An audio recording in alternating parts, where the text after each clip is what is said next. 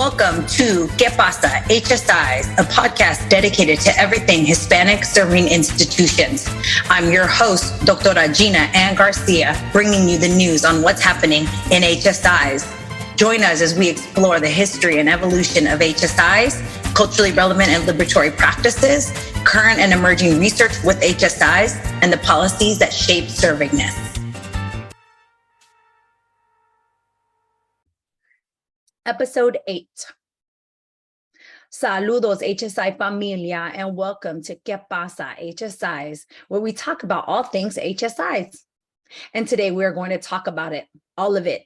But first, let us acknowledge that this week's episode is being released on the week of Dia de Muertos, a time when some Latinxs remember and honor their loved ones who have passed away. The day largely originates from Mexico, but is observed in different ways across Latin America.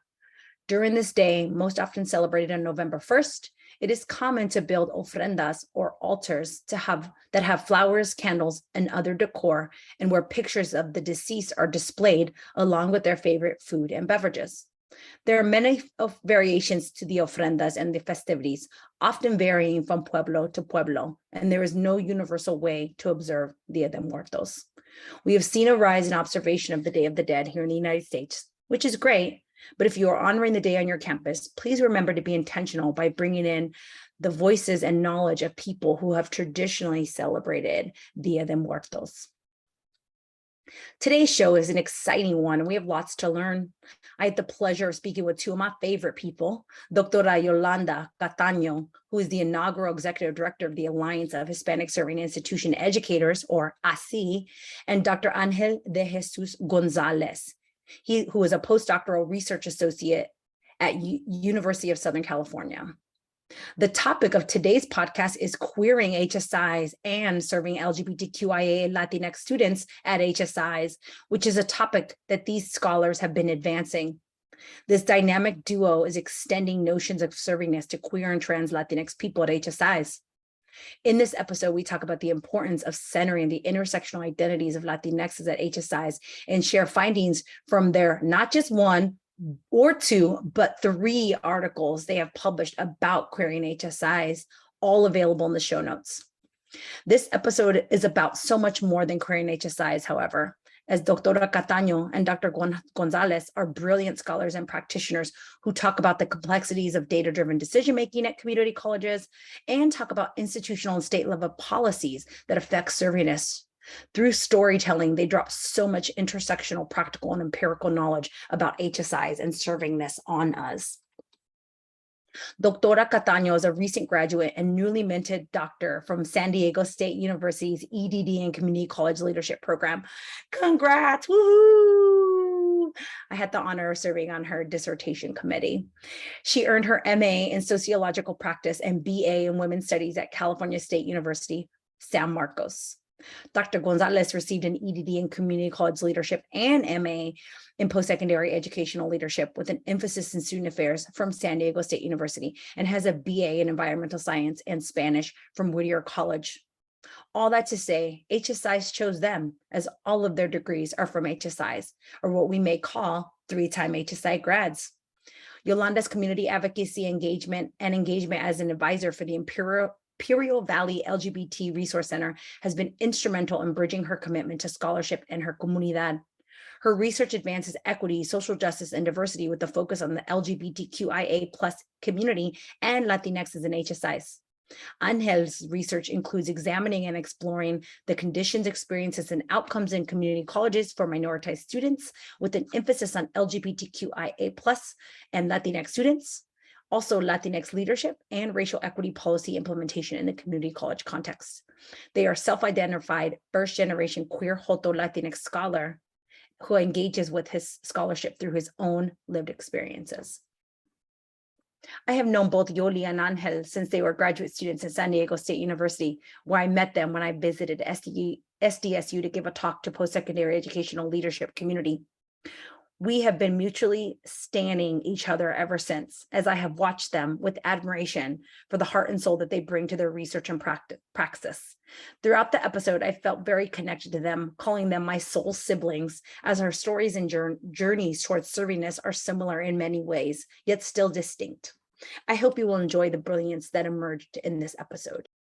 All righty, so let's go ahead and get started with today's show. Yolanda y Ángel, thank you for taking the time to be here today on ¿Qué Pasa? HSIs, where we talk about all things HSIs. But before we talk about what's up with HSIs, let's talk about both of you.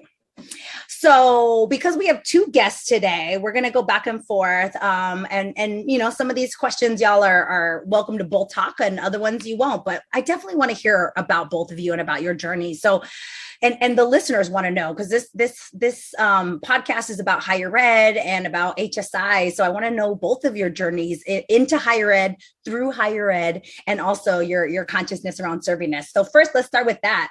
Tell me about your higher ed journey and how you came to be higher education practitioners and now scholars. I'll start first.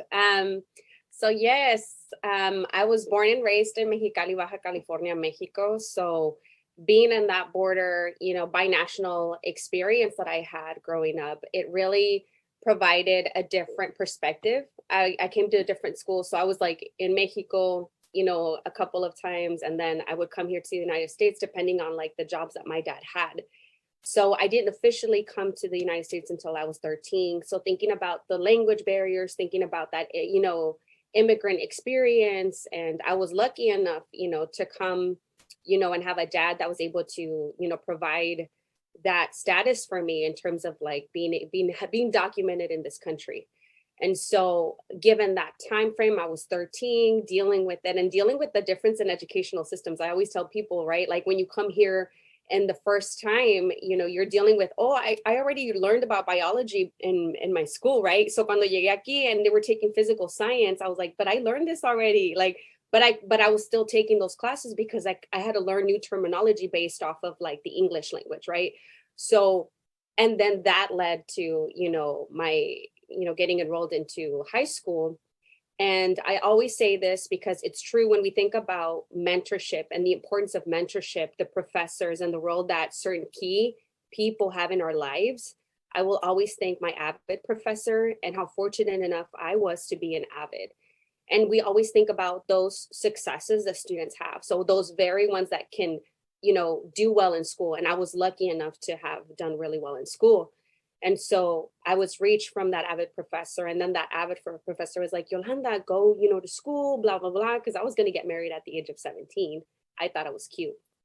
So I didn't actually, you know, end up doing it. And I got accepted to several schools. I ended up choosing the school that I ended up going to, which was Cal State San Marcos, which I got my undergrad in my bachelor's degree in women's studies and my master's degree in sociology from Cal State San Marcos. But again, because of, you know, the HSI-ness of it. So when we talk about the consciousness of Hispanic serving institutions, I mean, the reason why I attended, you know, Cal State San Marcos, the first thing that we noted there, or I noted there as a student, was the statue of Cesar Chavez, right?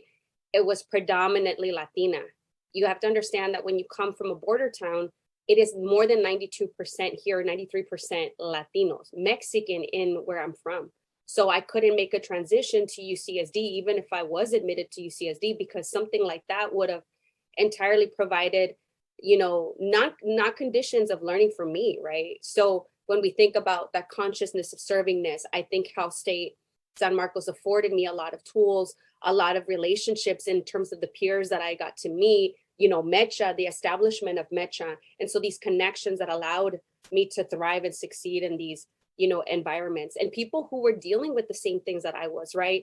You know, economically, we were all in the same boat. We didn't have money. We were broke college students. We were supporting each other, right? We didn't, you know, we thought we were cute if we went to go eat at Applebee's. Like that was our, you know, fashion, you know, like our bougie dinners. But so these are the types of things that we consider about the consciousness, the experiences, the compoundedness of identities when we talk about also that exploration for me in women's studies, right? And how I came into also with like my queerness, right? And the beginning of it. And so it was really, really important in the transition for this journey. But I'll stop there. Thank you. Okay, thank you. And thank you for already getting the servingness. We'll come back to that. But let's hear from Ángel first. Your journey into and through higher ed. Gracias so much, Doctora, for having us here. For me, right, I grew up in South Central, Southeast Los Angeles. I'm son to Guadalupe Miguel Ángel from Sinaloa, Guanajuato, and I'm first generation queer Latinx photo who whose work is really rooted in that, right? Like my epistemic framing is rooted in growing up in South Central, Southgate, Bell Gardens, Maywood, Downey, like those community areas.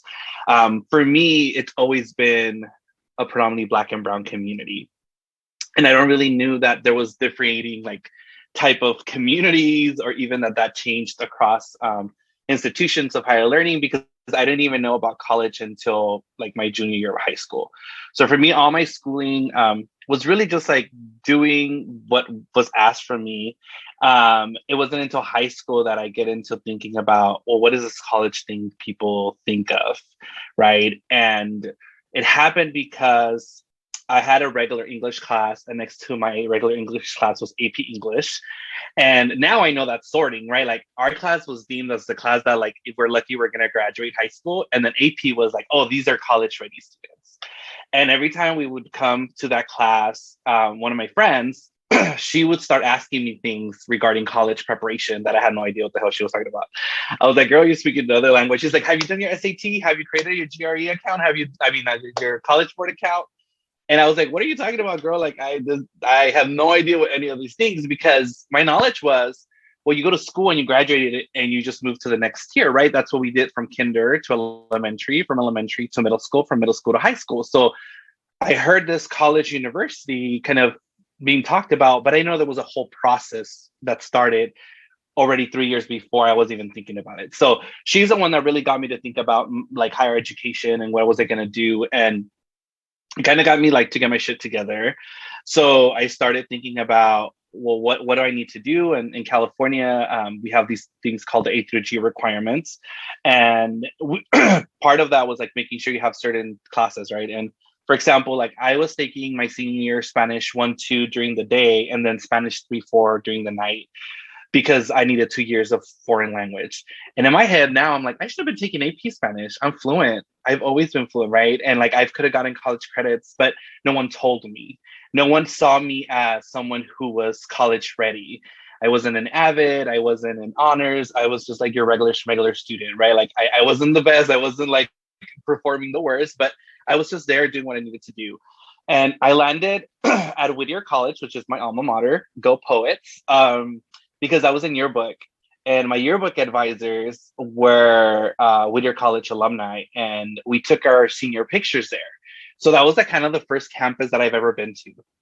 So here I am, 17. I've never gone to a college campus, and the first campus I go to is Whittier College. And then I have these people telling me, you should apply there.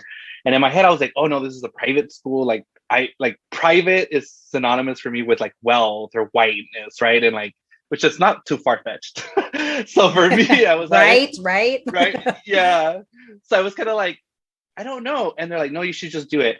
So I ended up applying to Whittier. I applied to 4 CSUs and 4 UCs because I had a fee waiver. Because I was low income, I'd qualified to like apply to free these campuses for free, because again, each application costs money.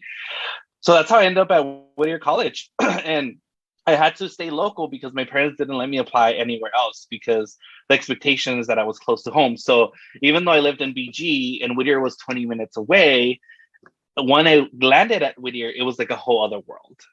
Even though it is an HSI, and we can talk about that. But when I landed there, it was the first time I really kind of questioned like my belongingness in spaces, because I wasn't like the rest of my classmates. I ended up living on campus because my yearbook advisors were like, well, if you can go like far away, you have to live on campus. So I lied to my parents, and I told them I get more financial aid if I live on campus, which technically you do because it's adjusted for, cost of living and whatnot. So I ended up living on campus, even though it was 20 minutes away, because I wanted to have like the college experience, right? Like I wanted to have that. And that's really when I first started thinking about myself, my identity, and the work that I want to do, as I end up being super involved in every kind of club and org. I was in the newspaper. I worked in our cultural center. I was in the fraternity. I was an RA. And like that really solidified that, oh, I want to go into this thing we call student affairs and higher education. And that's kind of when I start my higher education kind of career path as an undergrad, doing these kind of student engagement activities that are high retention activities for students of color or students from minoritized identities. Awesome. Okay. So I'm interested now that you both talked about you are enrolled at HSIs. And Yolanda, you talked a little bit about like, you know, it felt like an HSI. But Whittier, I don't know, Ángel, if you had that same experience, but talk to me a little bit about that. Like when y'all were undergrads, because I will say your journeys into your institutions generally follow the research, right? The research tells us Latino students are going to stay close to home. You both said that was the case, right? That HSI or Latino students, one of the intersectional identities is also income, right? Low income in many cases, right? So y'all had that, you know, sort of like aligning with the research. But we're going to get into the ways in which, you know, the institution didn't align with y'all in a few minutes. But tell me a little bit about servingness. Like, did you know you were at an HSI and how? And if not, then when did your journey towards servingness and understanding HSI and your HSI consciousness begin? I think that's a really great question. So I can probably break it down in that, again, like seeing the statue of Cesar Chavez and then the amount of speakers that, and, you know, that we were exposed to. So I'll also credit the Women's Studies Association and the club and the organizations that exist at the college or the university and Mecha, right? These were crucial to, and we note this also in the research, right? The importance, and I note this also in my dissertation, the importance that programs and services, particularly clubs and organizations, have on the impact, you know, in creating a culture that is, you know, that is serving of, you know, Latinx students. So for me, getting involved with Mecha, like they had Mecha dances on an ongoing basis, right? So it didn't take me away from like my culture. It completely exposed me to other people, right? Like I met Oaxaqueños, I met, you know, people from Mexico. Like it wasn't just, you know, people from que éramos norteños, and the music, the vibe, the language. It was a beautiful, you know, connection. And then at the same time, we also had connection with the community college. So there were classes we didn't take at the university. We took them at Palomar College. So Palomar was also our way. If friends, for example, I think I took a physical science class actually too, or so it was a science class that I had to take. And I took it because they didn't have it at Cal State. And then that exposed me to like capoeira, salsa, bachata. And I was like, oh my God, right? So having all of these niches of, you know, where you can have like some creativity, some connection allowed, you know, the sort of freedom to exist, and also created, you know, the sense of belonging, if you will. And I will say, I didn't know that it was an HSI, but I knew that there were a lot of Latino students. When I got involved with theater in particular, it was when I really understood that the college was a Hispanic serving institution. And that was the first time. So I'll explain why. I had a professor who did I got selected to partake as one of the protagonists in the lead play that was predominantly in Nahuatl and Mixteco. This was the first time that they had done it. They brought people from the community to speak Nahuatl, right? And this was the first time that ICE came, and there were people from ICE or customs that came over to the college. I don't even remember like the entirety of the exchange, but then the people from North County came in, and there was like long conversations why, you know, these, you know, ICE individuals were here on campus. And so we always had this like ability at Cal State San Marcos, at least, to engage in, you know, discussions. Hey, why are these people here? You know, we're talking about this. So there might be some undocumented folk that are coming in to see the play. Why are you doing this? This is for the community. This is intentionally like to serve the students that have been marginalized, right? So I think that's what was the uniqueness of Cal State San Marcos in allowing that. And I think because Cal State San Marcos was founded in 1989, it was a relatively fairly new campus when I was there, and it was growing, you know, because I went there from 2005 to 2015 with like gaps in between throughout my undergrad and master's degrees. And we didn't have the Latinx Student Center that they have now, and all of the roundabout services that they have now with the Student Services Center as a whole. But we did have a lot of resources and faculty, I will say, even though that they were faculty that they, we had very limited Latinx faculty, I will say, but it was also, we did have faculty that were very, affirming to who we were, especially at least in the women's studies department. I really connected with a lot of the white, faculty there.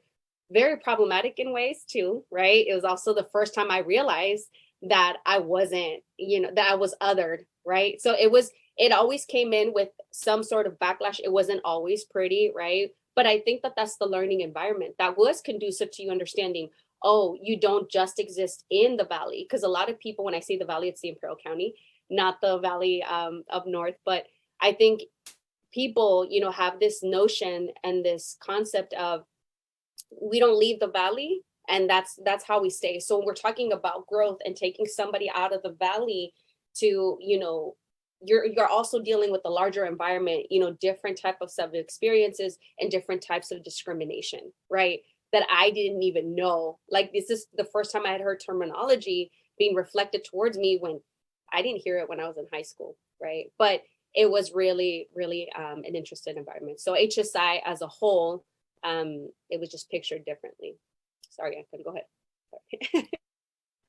Well, it's really good because I think there's a lot of reflexivity, right, in the journey of what does it mean to be an HSI or what is not an HSI. So maybe it was for me that part of I came to know more of what it was when I was no longer in it, and I experienced what was not an HSI. So for me, my undergrad was at Whittier, and as I mentioned, I was super involved. And a key component to understanding that I was HSI was because I worked at the Cultural Center, now known as the Office of Equity and Inclusion. But that space really started in 1968 by Martin Ortiz, which was one of the first Latinos to graduate from Whittier College. And he started it as the Center for Mexican American Affairs because of the lack of support for Latinx students, particularly Mexican students at that time, right? So to be in a space that was created like decades ago for like my existence, I came to understand what that meant later on once I worked within it, right? It was very intentional for our director and assistant director to really teach us the history of like, why does this space exist? Why do we do the programming that we do? And that's when I began to like, oh, we're an HSI. And I think for me, I just correlated to, we do events, we do cultural events. It didn't mean anything else beyond that, right? So I knew that we had Latinx graduation. I knew we had Tardeada during homecoming. I knew we had El Grito event during our Mexican Independence Day. And again, right, very Mexican-centric events. And then I knew, I would say those were it. So for me, like that's kind of like, oh, this is what it means to be HSI. We have events, right? And when I worked there, I also, that's when I got to see more Latinx students because most of my Latinx classmates were commuters, except for me. So I lived on campus. So I was probably one of the only like Latinx folks in my whole residence hall. So when I went to the cultural center, I'm like, oh, this is where we're all at. Like, this is it. So then that, because the commuters would like, that was kind of their space. That was the place where they can be. So we created a lot of just kinship with one another. So that's kind of how I understood like, oh, what does this HSI mean, right? And when Tardeada happened, the president would come and give a speech, right? Because, now I understand the optics and what does it mean to have these grants and this designations back then. So there was definitely a right of a sense of like, oh, obviously this is something we should be proud of. So I didn't think like that at that time I was like, oh, okay, this is it. I didn't know there was all these other things, right? Like now we have your typology, Dr. Garcia, and we recognize that there's so many other things that go into what being an HSI is. But at that point, that was my understanding. And making inclusive spaces for Latinx students was kind of like my big takeaway of what it was to be an HSI. And I really took that to heart as a student activist, right? Yolanda mentioned Mecha. During my time at Whittier, I was part of the group who revived Mecha, who had been inactive since the 80s. And we revived it because our facilities workers were being mistreated and not given like their lunch and ample space. So we let it walk out. And that led to them being unionized and getting like an increase in their salary and things like that, right? So for me, I always had that spur, like, here's what it means to be a student in the HSI. I thought I connected to that for me. I went to grad school, and in grad school, I was also at an HSI. I did my master's at San Diego State University. And for me, I would say there, I don't know if it was more present, but because our mascot's problematic and he's an Aztec, I think there was a sense like, oh, we're like this HSI and we're next to the border. And it just seems like it's just part of the entity, right? I'm like, okay. But also in grad school, I wasn't really infused in the fabric of the institution because I had personal family things that I had to attend to where like I was actually commuting from LA to San Diego and back and forth. So I was just literally go to school, go to class, go to my GA ship and go back. So it wasn't such a thing that I was thinking through. Now, when I first leave California for my first full-time job as a practitioner, then all these things come back together for me, right? So going back to like, oh, well, what is an HSI and what isn't? So after I left California, I worked at pretty much predominantly white institutions, right? So at PWIs, I knew it was a PWI. I was like, oh, this is what not an HSI is. Got it, right? There's very minimal visibility. There's no real support. There's no conversations around, right, Latinx students, their retention, their success. So for me, that's kind of like where the consciousness really comes into play, as you mentioned, of, oh, why is that, right? Like questioning, why is it that at a PWI, these things are not important or valued? Versus, and thinking through like, oh, did I have it okay then, right? Because thinking about the students that I was serving now, and because I was one of the only Latinx staff members, right, I became the advisor for the Latinx Student Org, and we created that, and we hosted our first ever Latinx History Month. So all these things that had never happened, right? And it really got me to think like we have to do so much more. And I think that's where like I began to think about what are things that are in HSI and what aren't, and then even within HSI, right, what is things that we still need to continue to do. And that really emerges from my time as a practitioner, and then starting the doc program where I really dive more into your scholarship, right, Dr. Garcia, like a lot of your scholarship, and really thinking through, yeah, what does this entity mean? What does this designation mean? How does it manifest? How does it materialize to real implications for the communities that we say that we are in for? Awesome. Thank you all for that, for sharing your stories, your servingness journeys, right? And we're all still on these servingness journeys, right? Like consciousness around anything, of course, is a journey that we carry on. But I feel like we're like soul siblings, like the three of us, like we all have like these same similar sort of paths. Like the undergraduate experience felt like an HSI, because that's my story too. Like I connect with that, right? That y'all are talking about. There's a feeling, right? Or programming, right? Dr. González, you're talking about like the programs, that's HSI, right? I agree, but it's not sufficient. It's not enough, right? And we know that, but there were programs or feelings, or we could eat carne asada on campus, or there were Cesar Chavez statues or whatever, right? Like those sort of, that feeling of HSI, it matters. It does matter, because as you noted, Ángel, when you leave, that's not everywhere. Believe me, when I got to the University of Pittsburgh, I'm like, oh, hell, this is like the whitest place ever, right? Like, what is this space? I don't even know what this is, right? Like, this is foreign to me. I don't understand how this is even a thing in the United States, right? Because I had never experienced it. So thank you all for sharing your stories. And I'm just feeling like, oh yes, that feeling matters. But then of course we all then get critical. then we went to graduate programs and got a little more critical about, well, what is it? This is, it's got to be more than a feeling. A feeling can't be, it's insufficient, right? But it's essential, right? And so that's why I love y'all's stories and love that the listeners get to hear that, because it is an essential piece. That if you're undergraduate students at an HSI are graduating and not having these stories that we have and saying it felt like it, even if I didn't know, then you're probably not an HSI, right? It's one of the many indicators. So thank you all for that. But let's go ahead and get a little bit deeper into like, what is it, HSI, right? I want to talk about that. And I'm going to jump into the articles y'all wrote, right? Y'all wrote a couple articles about servingness for Latinx, LGBTQIA plus students. And I like to think I know all the HSI research. I try my best. And I think y'all twos are like the only articles that are purely centered on this intersection, right? Of like Latinx and LGBTQIA plus queer students, right?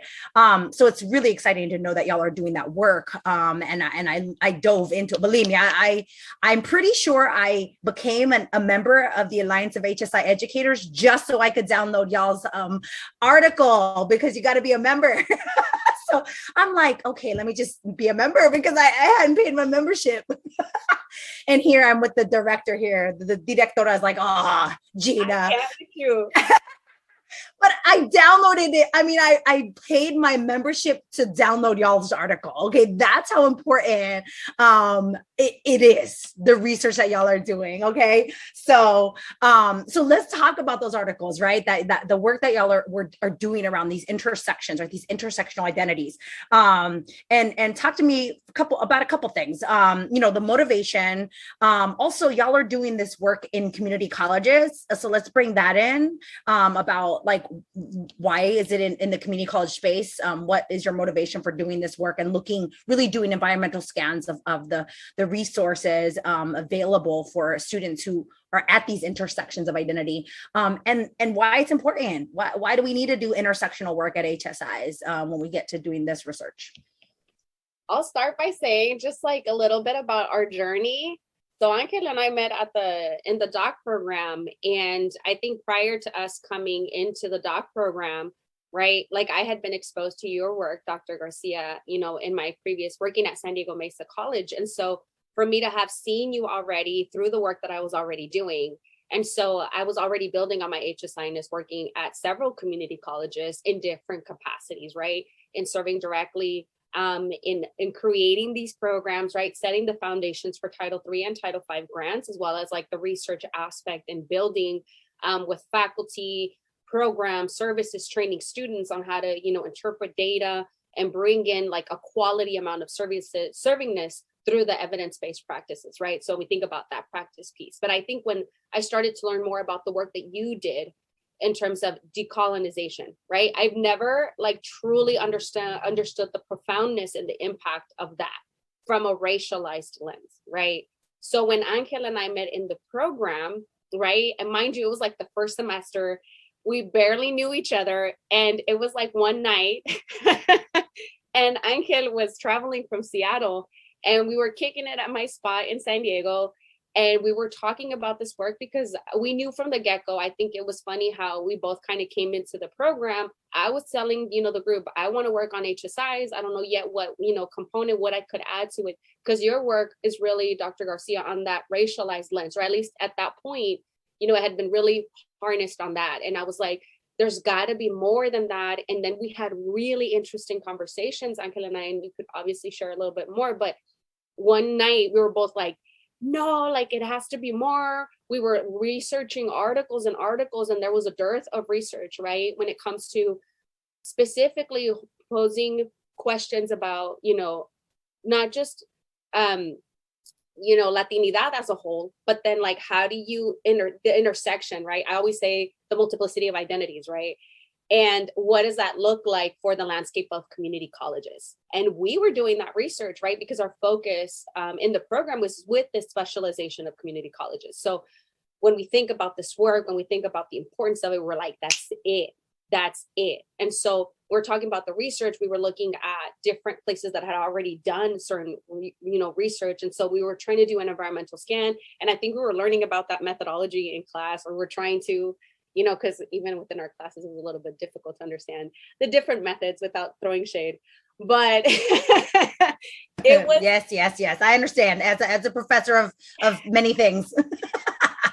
So it was really interesting having to learn this. But in that one night, right, we were both like, this is it. Like, let's collaborate. And Ángel was like, Yolanda, I think this is where we could lead. And I think that process in and of itself, and I want to also share this with like first generation students who are doing this publication, had it not been for Ángel, helping me navigate this terrain that was so unfamiliar to me. Like publishing at that point, mind you, I'm in a doc program. And I know that publishing for me was very new. I didn't know what editing a piece, reviews meant, I mean, just the entirety of the process, going through it within an EdD program. And so that's something important to know too from this podcast, is important for them to recognize that PhD students, are afforded a lot more time to publish, right?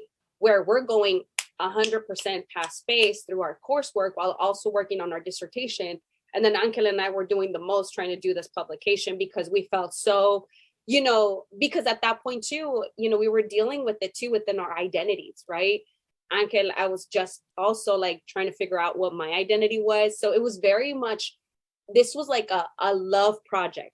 I can't even say it any more than what it was. Like, we literally put our heart into this work and saying, we know this is needed. And I know this doesn't exist. And I think that was really what drove this research. But I'll stop there. Thank you.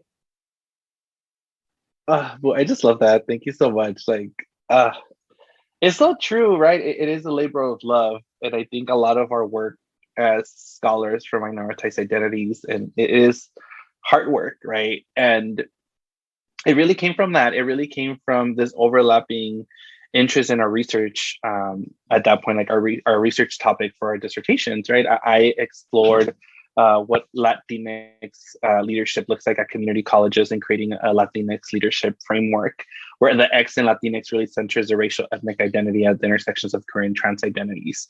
And within that, right, like recognizing, well, that's directly tied into HSI and like servingness and like what does that mean for Latinx leaders. And both Yolanda and I were like Latinx leaders, so we were like really, again, like having those conversations about self within these larger constructs within these institutions. So that really got us to like, let's put it out there, why not? And she says like, thanks to me, I'm like, girl, I was figuring it out too. I was like, okay, let's just submit here, let's do that. And again, right, like filing guidance from femtors and mentors, right? We both, our dissertation chair, Dr. Marisa Vasquez, shout out to her, telling us do this. And maybe she, couldn't walk us through everything because, again, as a woman of color in the academy, she's probably trying to survive. And us just taking it and be like, okay, she told us to look at this, let's look at it. Can we do it? Yes, no.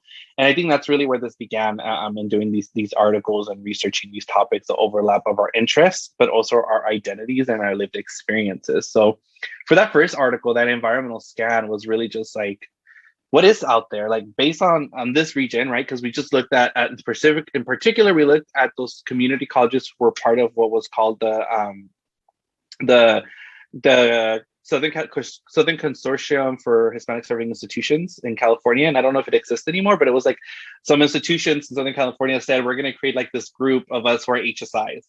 And they had a database and they had like a kind of a report of services and things they were doing. And so we went through it and analyzed it. And that's when we saw like, well, there was literally out of the 14 community colleges that participated in this consortium at that time, 0 of them mentioned anything particularly intersecting with queer and trans identities and Latinx identities. One noted a Latinx resource center. One noted a queer resource center, and then 0 Latinx resource centers at the time. And that's not to say then that the queer center was doing racial ethnic emphasized work for queer and trans students. So that's really where we got to like, there's really nothing that people are doing. And if it's not institutionalized, right? And that's the issue. It's like, if it is, it's coming for the goodness of the one person who is the queer person of color, who is also the advisor, because that's often what happens to me in most of my work is I lead this work in an unofficial capacity. And what happens when I leave? This all is gone for the students. And that's where the institutionalization of it comes into place that really drove us to think about, well, with grants and the policies and things like that, what can we provide practitioners to think through as they're going in the grant writing process, in the implementation of these grant monies that could get them to think about queer and trans students at the center, not as other beyond like the racial ethnic identity of Latinx students, because we're not silo, right? We don't exist in this one identity. We exist in so many. So I think that's really where our idea to dive into this research collaboratively and then the multiple pieces, it's only 2 at this point. We have 1 more coming up, but started for us in exploring it. And again, Yolanda is like, I tell her she's the one doing this work. Her dissertation is going to be so transformative, right? As an empirical piece that's really diving into the historias, las voces, right? The histories and voices of these students, I think that's going to be powerful. I agree, absolutely, 100%. Thank you for saying that. We'll get to her dissertation too.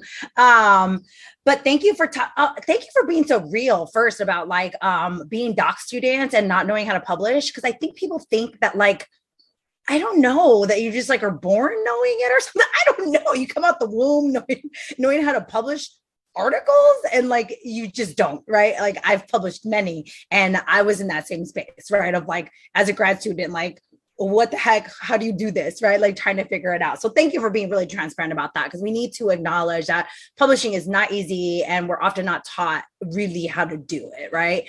And it is hard, but I think y'all did such a great, like started with something that was manageable. You know, you did this environmental scan to see like, do people even mention the intersections of Latinx and queer and trans identities, right? And you know, from what I know, and Ángel, you sort of alluded to it, was that basically no, right? HSIs are not thinking about these intersections at all, right? Not in their grant work and not in their general operating procedures at all, right? That's if I had to sum up y'all's articles, that's the takeaway.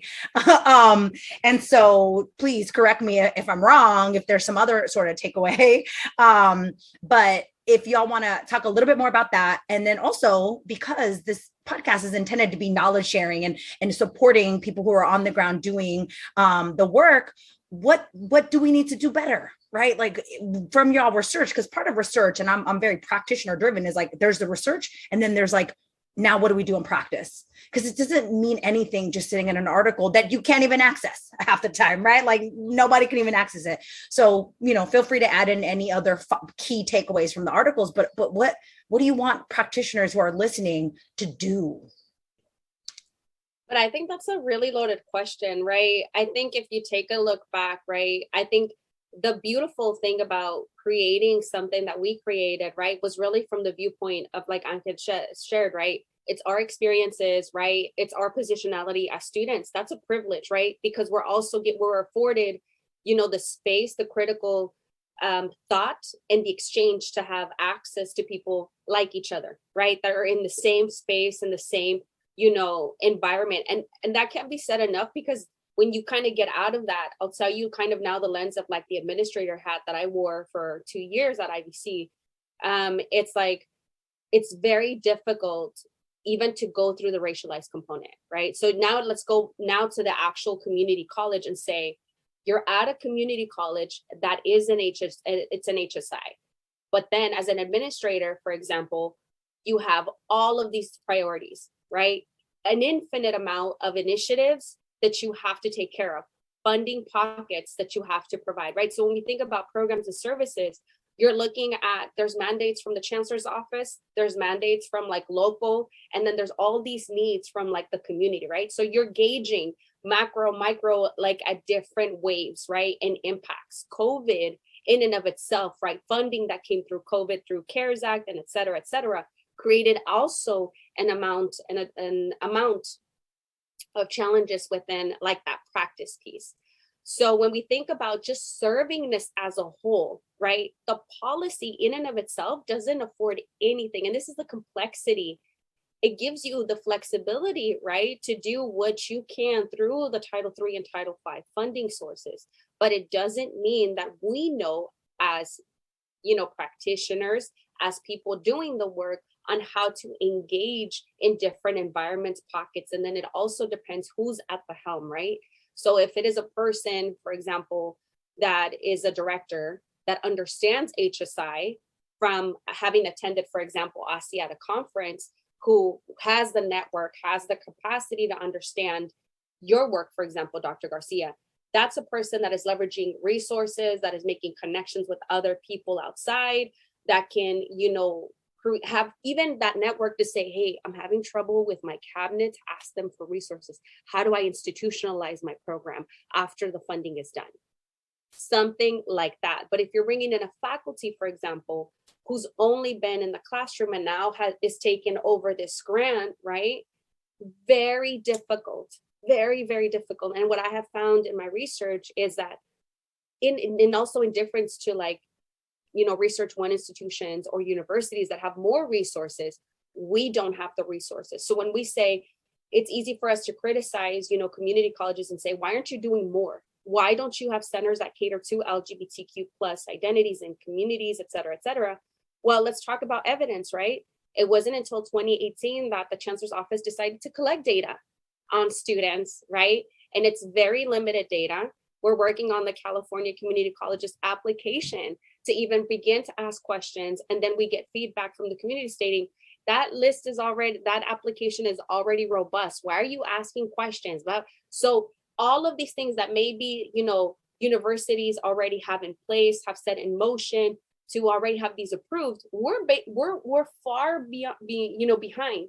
We were afforded, recently a one-time pocket of funding in the amounts possibly of $15,000 to each, college. Again, it's very easy to throw money at the problem, but then you're not providing any direction. They're like, oh, do you $15,000? You have a one-time funding and we don't know if the funding is going to come back.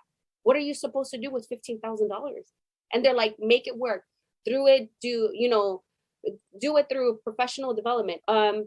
So I do a training on like the use of pronouns. So it's very easy, right, to say there's got to be some connection. There's got to be this, right? But when you don't have, the understanding, right, from even the racialized component, and I think this speaks volumes of your work, Dr. Garcia, that multi-conceptual framework in and of itself, the external factors, right, the internal factors, white supremacy, right, in the foundations of, the work of HSIs, let alone that in and of itself is incredible to think about the structures of servingness, right? That's already a problem. Bringing the component of LGBTQ plus identities at the forefront, and it just complicates it even more, right?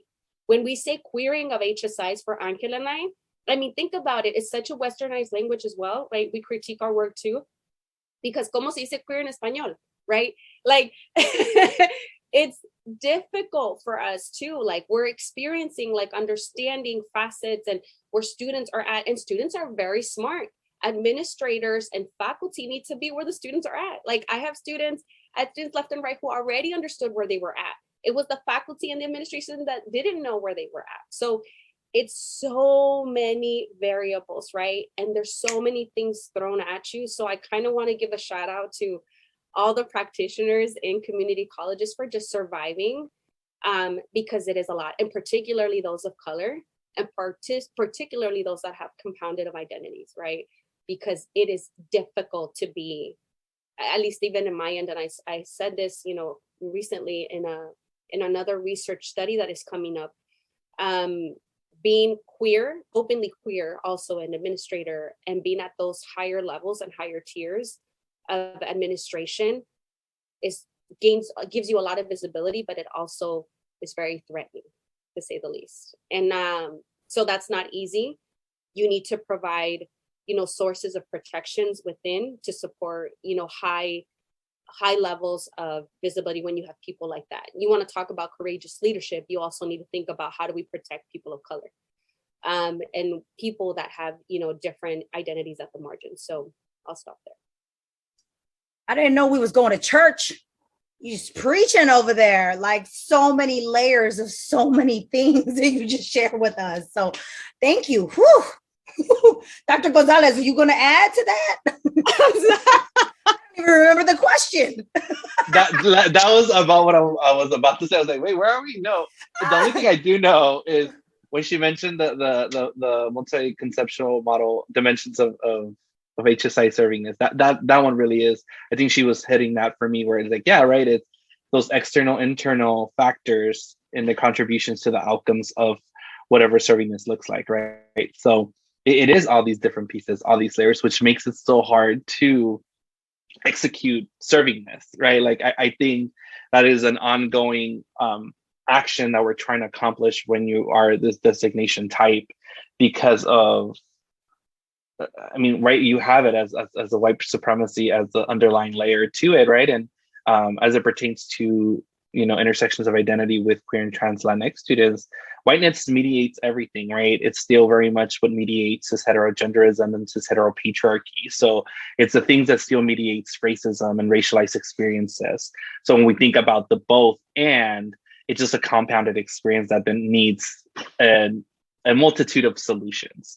The same way that, like, you know, when we're trying to target one or the other, it's complex. And I think that's the part where, you know, our articles and our work, and I'm sure your work, right, they're ongoing. It's never concluded, right? Even though we have these conclusions in these articles, I always remind myself and our readers that it's a moment of time and space of our thought process, right? And the knowledge production is ongoing. If we really want to move towards liberatory praxis, that we have to continue to question it and grow from it. Because just like us, right? When we had these articles around like, oh, what's missing?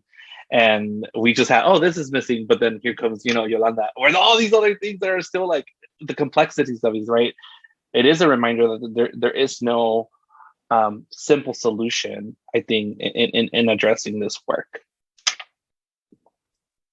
Absolutely. I'm going to stop making it so simple. I just tell people, like, do better. Yolanda just told me it's not that easy. And it's not, right? That's the reality. And y'all keep bringing back the model and like the external influences and the white supremacy. But the reality is, if I redo that model, which I'm sure I will, if y'all want to be collaborators, it's white supremacy, it's Christian supremacy, it's heteronormativity. I mean, it's patriarchy. Like, there's so many layers, and everything y'all are talking about, all those other systems are coming into play, right? When we're talking about intersections of Latinx and queer and trans identities, like all of those systems, although, you know, Ángel, as you alluded to, we know white supremacy is sort of this overarching system that sort of intersects all of them at the same time. So thank you all for that complexity. One thing I did want to ask y'all about, and Yolanda, you alluded to this, is data. And I mean, people, they like to make data-driven decisions. That's real. We know people are like, we need data to make decisions, particularly high-level administrators. And so it seems difficult to say you should center queer, trans, LGBTQIA students when we lack the data to even show their needs, right? So what are y'all's thoughts on that? Is like, how do we do better? How do we, you know, even if we are lacking data, still advocate for doing this work because it's the right thing to do? And what are those inequities that we're not seeing in the data because we don't have the adequate data, right? Like, are the graduation rates for LGBTQIA students lower, right? Are they more likely to leave? Are they more likely to not be retained? Are they more likely to be housing insecure or food insecure? Like, we don't have solid data for those, I don't think. So speak to that, the data. How do we justify doing this work when people want data to justify the work? But people need to understand, this is kind of then goes back to then the work that we did, right? It's so, and I just had this conversation with two great individuals in where I'm from. And we had this conversation about, look, we were trying to provide services we did to LGBTQ communities. How did you do that? We put a flag up, you know, in our hospitals. And that was like, I'm like, okay. And they were like, we wanted to celebrate during, you know, Pride Month, and bring this group, right, that was going to come and speak, you know, to this important, you know, piece within the county. And I was like, well, do you understand how difficult it must be for them to have that visibility? So when we think about data, you have to understand the lived narrative of queer and trans folk when it comes to just these pockets of higher education. So if I'm questioning my identity, right? If I don't even understand the terminology that is being brought. So when we say, for example, I didn't know cis, I didn't know what cis heteronormativity meant until I was in my doc program. I didn't understand what queer meant. And then queer has so many different connotations that can be both negative and positive. It's like, I remember I learned about being Chicana and Chicano in college because in Mexicali, like, I was Mexican, so I didn't know what that meant. Again, these terminologies, right? We learn them in pockets of higher education. They exist within these pockets, right? So you think about the complexities of terminology and then identity, right? You know, being gay, being queer, lesbian, trans. What does a trans experience look like? if you're questioning it, if you're depending on where you're at in the spectrum of, you know, LGBTQ plus identity as a whole, it's very difficult to capture data. And what we're asking is to trust a system that didn't even provide us a space to begin with. And you want us to tell you who we are, and you just want us to show up.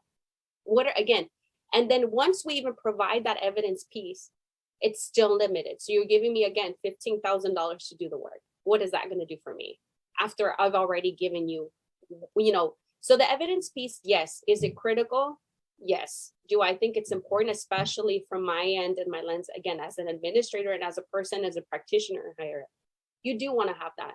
But I do think that it has to have some qualitative aspect or some kind of other piece that has to be accounted for in addition to the numbers, quote unquote, because that does take away from the lived narrative. It has to kind of coexist with each other in fluidity and allowing, you know, us to exist in a way that's not threatening to us, because we're already at high visibility and in threats. We think about the political environment that also impacts, like currently what's going on with the overturn of Roe versus Wade, right? Like this is crucial. Like when it comes to the work, we've been impacted in various ways based off of political decisions.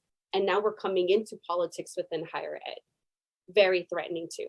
So do I think there's a space for data? Yes. Do I think it's needed? Yes. Do we have to be careful and intentional in the way that what we do with it?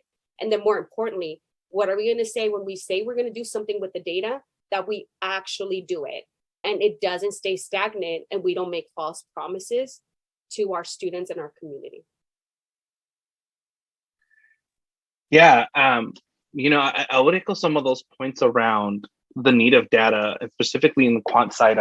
That's an area that I think in queer and trans research is growing and always a contested space, because quant methods as a whole is very white supremacist as its foundations, right? And there's a lot of critical quant scholars who engage in this work. Right now, I'm part of the University of Vermont Queer and Trans Educators kind of program, and we're diving into critical quant and talking about, you know, Rios Aguilar's concepts around the changing context of critical quantitative inquiry, and then, you know, Jay Garvey talking about then queer quant, and like bringing those notions of how do we even begin to collect the data when the metrics and foundations of these metrics in place are rooted in white supremacy and cis heteronormativity, because they have settler colonial foundations that depend on static classification of othering. So what do we do with that when queer and trans identities in particular are very fluid and they're not fixed identities? So for a student like myself, when I started undergrad, I didn't identify as queer. I didn't know who I was. I didn't know how I identified. So if there was a classification, I would have still put straight, right? Because I didn't know, or heterosexual because I didn't know what I mean. But by the time I finished, that might shift. So then even that, right, these one-time kind of pockets of data collecting are challenging to really give an idea of what's going on. However, as Yolanda was mentioning, it is needed, right? We need to have a pulse of what is the climate for these students in a way that we can materialize into resource allocation. Because I understand that qualitative research is needed as a qualitative researcher myself, but I think from a policy standpoint and like stakeholders who make these large scale decisions, numbers talk. And where we are not quantified, then we miss a piece of the pie, right? We really don't get the resources needed to carry out the work in a way that really manifests into these improved experiences and conditions, experiences, and outcomes for queer and trans students who also hold this intersecting identities. And it's a challenging time, right? Because we're pushing more data collection. We want to be more inclusive. We want to have, more data that captures this. But it's hard, right? When we think about right now in 2022, according to the American Civil Liberties Union, the annual number of anti-LGBTQ bills skyrocketed from 41 bills in 2018 to 238 bills in 2022, right? So what does that mean when we're saying we want to support students? So tell me who they are so we can easily identify you. But then the reality is that our livelihoods are at the line, right? Literally. And we've seen it with what just happened last week. And it is this kind of contested point, because it's a layer of protection to not be able to identify folk, but then that shouldn't be that should not be the reason why we're not getting what we need to then have like better experiences in our institutions, right? So it is a very, I think, complex, nuanced kind of issue with the data, disaggregating data and collecting data that we need because of what's happening, right? I wish we could just collect it and just have it and assume the goodness of people, but we don't live in those times, right? And I think that's the challenging part. Now, I do want to own that both Yolanda and I are in California, and we're really like in this work, right? That we do is California centric, and that's really privileged, right? We have a lot of protections that a lot of states don't have, so we can even begin to have these conversations. So when we're pushing this, we want to contextualize the region in which we find ourselves doing this work because it matters, right? I've worked in Washington and California, and that's very different. And some things are better, some things are worse, right? Like in Washington, for example, Washington State, they do have data collection metrics for the Washington State Community College system for a while, right? Since I think 2018, 2017. That's more robust than the CC Apply version of it, right? But then California, when we think about students, right, out of the 2.1 million students that they serve, over 44% of them are Latinx.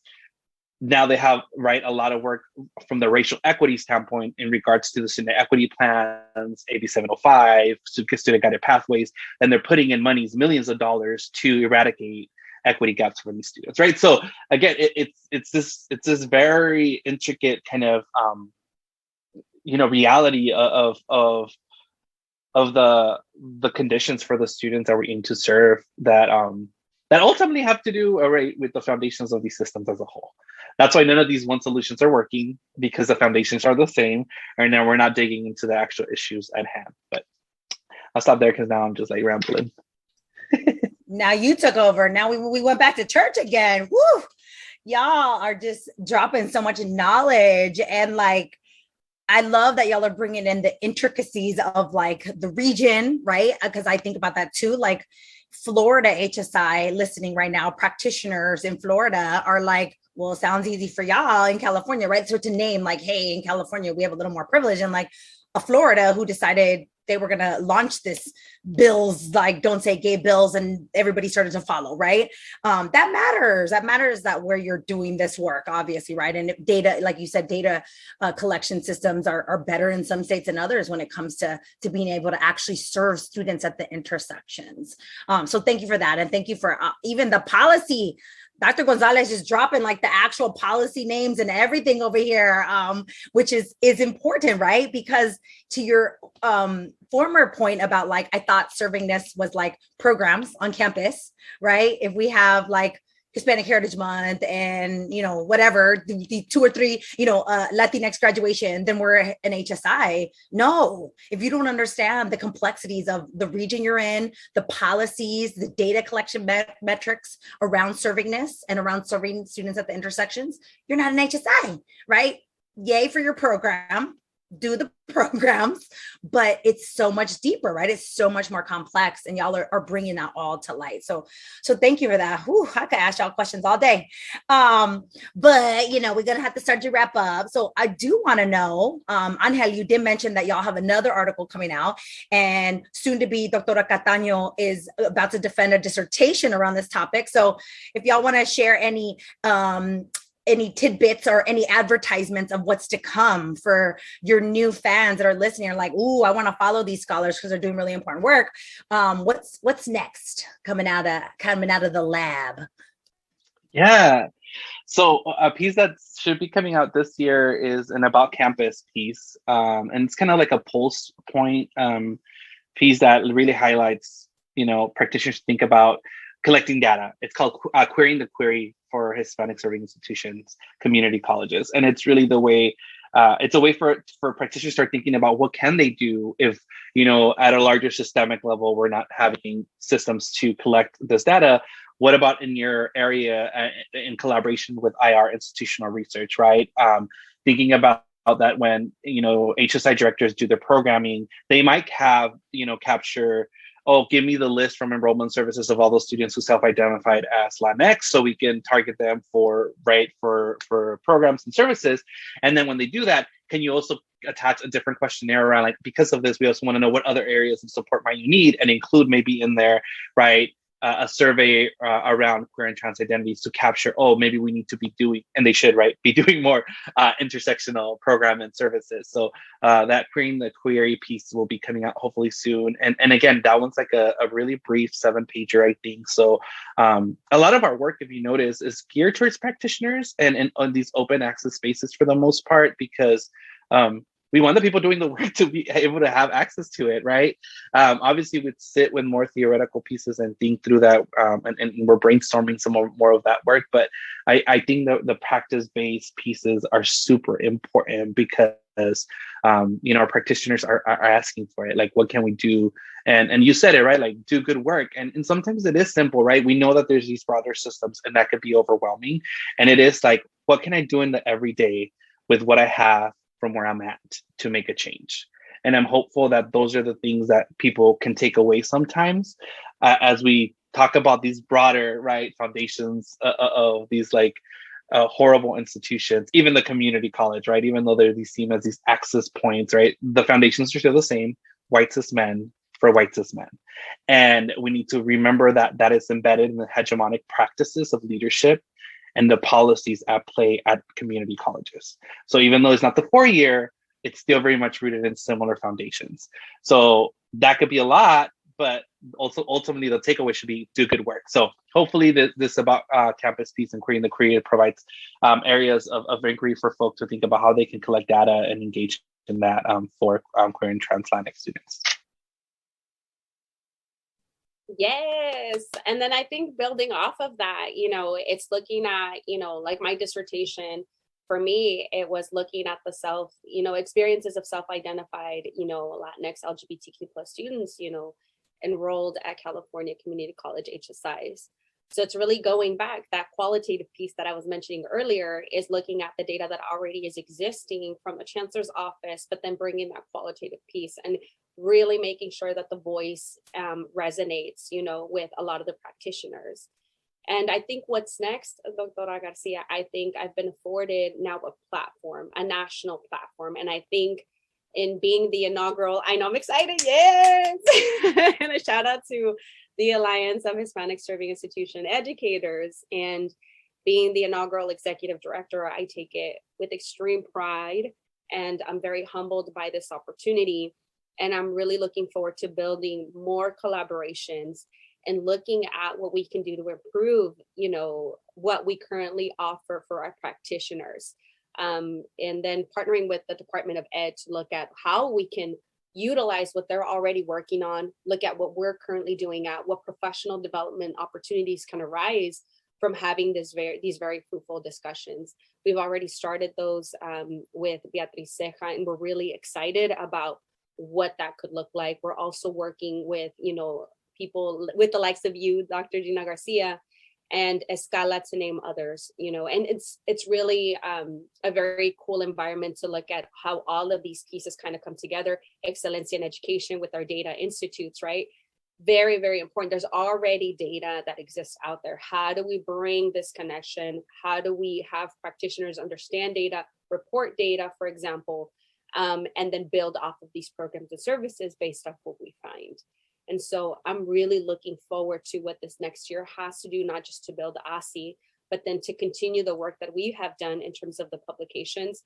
I also worked with Dr. Marla Franco and Dr. Adrian to talk about what we're doing with the HSIs at Research One institutions, the Latinx intentionality and the LGBTQ plus intentionality. So really now going above and beyond, looking at, the experiences of students and then experiences of, other leaders across the campus, and then in different institutional types.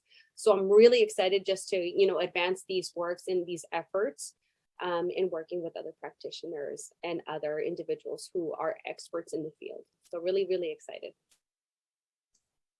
Thank you for dropping all that commercial about your national work that you're doing. Because the research is a big deal, and the research that y'all doing is so important. And so thank you for sharing what is to come, because I'm glad there's more to come. And I know you're going to write from your dissertation as well about what you're finding, right, with queer and trans LGBTQIA Latinx students.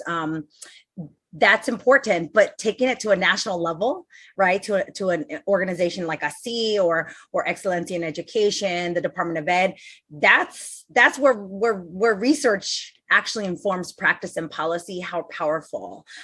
So thank you for doing that work. I'm so excited to have you leading us, AHSIE, and also the president, also queer identified, right? Dr. Paloma Vargas. How amazing to have women, femmes, queer, Latinx, Latina, Latine people leading these organizations. I think that's an important piece too, right? If we can talk about all these different things we're talking about policy, we're talking about regions, we're talking about those things, but also who's leading us, right? And so that is so important, that like the leaders, right, that are taking some of these really important leadership roles are also being really intentional in these intersections, guided even by y'all's own identities, so thank you. I love that. So as we wrap up, the final question, since the podcast is called ¿Qué pasa, HSIs? I want y'all to go ahead and think, if you had to answer that in one sentence or two sentences, how would you answer the question, ¿Qué pasa, HSIs?